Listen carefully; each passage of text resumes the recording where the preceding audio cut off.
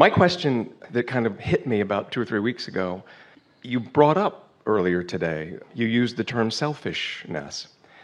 And my question had to do with trying to bridge that weird place of guilt between selfishness and selflessness. Selflessness feels productive. It feels, when you see what happens or what is happening in the world, and with 50 million refugees caused by man's inhumanity to man, if not natural disasters or whatever, one's heart becomes heavy, one's heart becomes sorrowful, and one would like to do something. Leo Tolstoy, in somewhere in the midst of all of his vast writings, wrote the words, bad Russian translation, "What then must we do?" And I love my selfishness. I love finding, all I know is how to become for myself and do the things that make me joyful. Is there something that one might do in the face of the whistle? The whistling that is calling you to do something vast for the face of the world? Can you just whistle like that and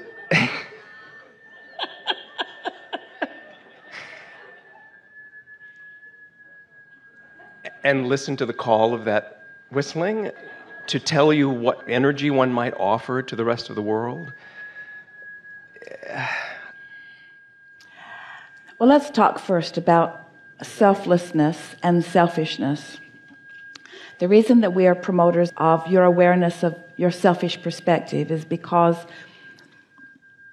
your creative productivity is about your point of attraction, and you cannot perceive other than through the eyes of self. So it's about finding that alignment with who you are. It's about deliberately projecting your thought in order to accomplish a point of attraction. Now, here's where it leads into what you are talking about, because you cannot be part of this physical time-space reality without your desire for others being part of your vortex.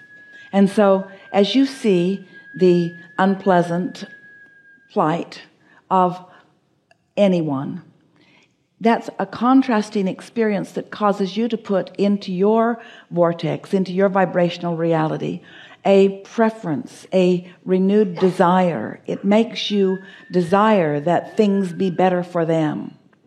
So as that desire goes into your vortex, now your responsibility is to keep up with your desire.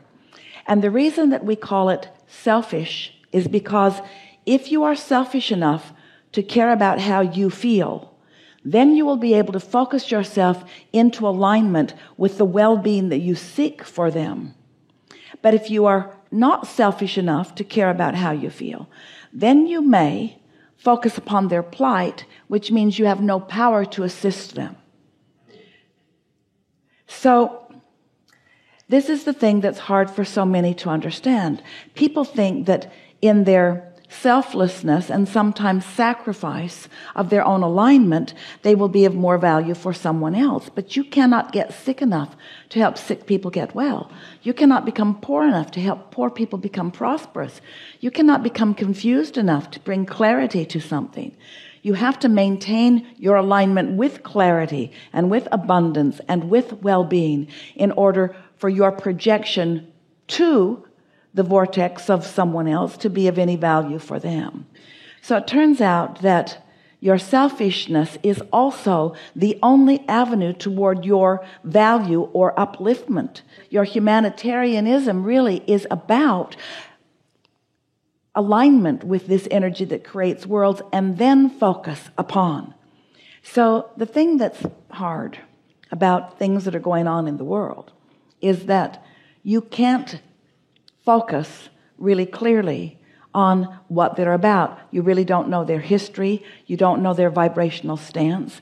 And so often when you get involved and try to understand their history, or you do get involved with their vibrational stance, then you become part of them and their problem rather than their vortexual solution that you have access to.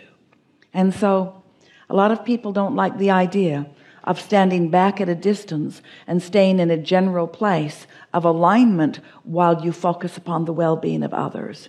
And we're not saying that you must keep your distance, because it is possible for you to care so much that you find your alignment and then get right into the midst of what they're about in your alignment, and you become one who receives constant inspiration about what to do, which is what your question is.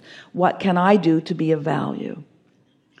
Well, first you have to be tuned into source, and then follow the inspiration that comes as a result of being tuned into source. But the majority of people that we visit with can't be involved and stay tuned in with source, because they get swept up in the injustice and part of the pushing against, and then they lose their connection to any of the energy that creates worlds that could assist, you see. That's why so much of the recovery is generational. In other words, one generation lives the plight and launched the rockets, and then a new generation is born into more alignment. That's why it gets better. It does get better. It gets better and better and better and better. But it is much slower than you want it to be. And it is much slower than it need be, you see. Is there any small offering that one can make when you feel that need to, or feel the desire to want to just say, God bless it, man? I mean, well, here's what most do that isn't effective. Most do launch the desire because in your interconnective world, you see it, and so you have a contrasting experience and you launch a rocket of desire. But then most do not spend enough time focusing upon what they want and feeling themselves in vibrational alignment. In other words, fleeting thoughts are often given. Well, I hope things go better for them, or wouldn't it be nice if things do go better for them? But if you were to lie in your bed in the alignment and well-being of your own cocoon and hold anyone or anything as your object of attention while staying in alignment. You see, this is the key. Most people want to focus upon where they are in order to bring them from it. You've got to focus upon where they are headed in order to call them to it. And that's the difference. So in your concentrated focus, see them with the success that they seek. Make mental notes of the progress that is happening. Acknowledge the value of who they are. One day, Esther was sitting in an airport waiting for a flight. And there was a family across the way that Esther described to Jerry later as they got away from them. They looked like the walking dead in that they were lifeless. It was a father and a mother and a son and a daughter. And they were listless. They were without life or interest in anything.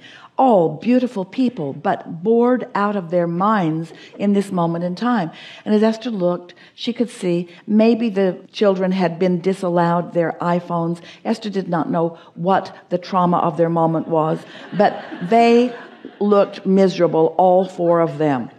And then Esther looked down, and sitting on the table next to her was a magazine of a family in flight, maybe one that you are talking about. It was a father and a mother and a son and a daughter, and they were running away from some terror right into the lens of the camera. And the cameraman caught them in their aliveness and in their flight. And Esther looked at them, and then she looked at them, and then she looked at them, and then she looked at them, and she said to herself, I choose this. I would rather that my life experience be prompting me to the fullness of who I am. I would rather feel engaged. I would rather be moving towards something than the listless complacency of not enough to think about, you see. And so it's not possible to understand why anyone else is born where they are or what they have created around them. It's not possible for you to get inside the vibrational point of attraction of them. But even from your distance, it is possible for you to come to your conclusions about what you would wish for them, about what you know you would like for them. Esther is wanting all of the children to go to bed happy. She wants them to have food in their belly. She wants them to be warm in their sleep. She wants them to feel the security of well-being around them. She wants them to know that they have an inner being who is watching out for them. And what we say to Esther when she is focusing in those ways is that there is much more of that known by them than you give them credit for by the sound bites and little pieces of information that are given. Every now and again, there will be rain in Texas, and there will be some flash flooding, and there will be hundreds and hundreds of emails that flood into the office, all wondering about the well-being of Esther. And Esther is thinking, what flood? What flood? Because somewhere on a low creek down there where a house should never be built is a house that is floating down the river. And that's what CNN is showing. San Antonio is floating down the river. When it's just one house floating down the river, a house that should not have been there, a house that is floated down the river over and over and over and over and over again. They just kept building the house back so it will float down the river. Esther thinks CNN is replanting the house on the riverbed. And so you cannot evaluate by what you are seeing, because there are those who survive by your concern. And we are not saying that there are not things to be concerned about. We are not saying that everyone is living the happily ever after life that they want. But we are saying that your value to them is not in suffering on their behalf. Okay. That's the big deal. Yeah. Okay. Enough? Yes, thank you very much.